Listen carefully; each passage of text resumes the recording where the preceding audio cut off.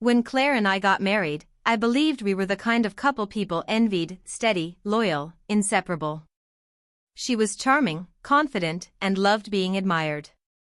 But over time, I started noticing her obsession with how people saw her, her image, her reputation, the picture-perfect life she wanted everyone to believe we had.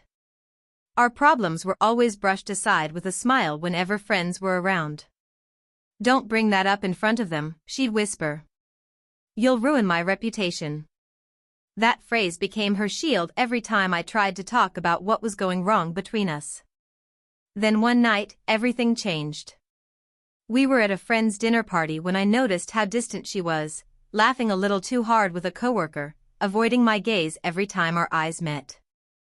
I didn't make a scene, but my gut told me something was off. Later that night, she accused me of being insecure and paranoid. I went to bed quietly, letting her believe I was done arguing. But I wasn't done, I was simply waiting for the truth. A few days later, while she was in the shower, her phone buzzed on the nightstand. I didn't usually snoop, but something told me to check. It wasn't even from the man I suspected, it was from her best friend, Mia. The message read, "He's going to find out, Claire. You should tell him before someone else does." My hands froze. I scrolled up, and what I read made my stomach turn.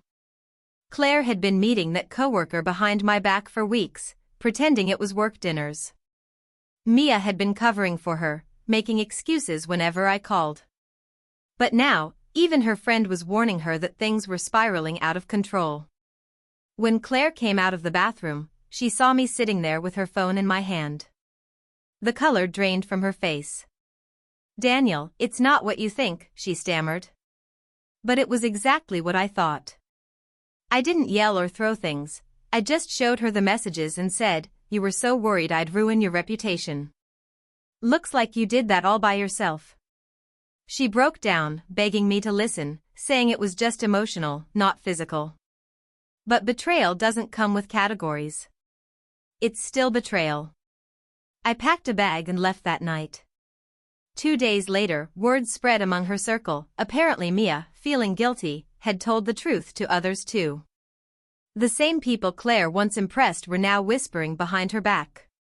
Her reputation, the one she guarded so fiercely, was gone. She called me, crying, saying she'd lost everything, her job image, her friends, her confidence. But I didn't gloat.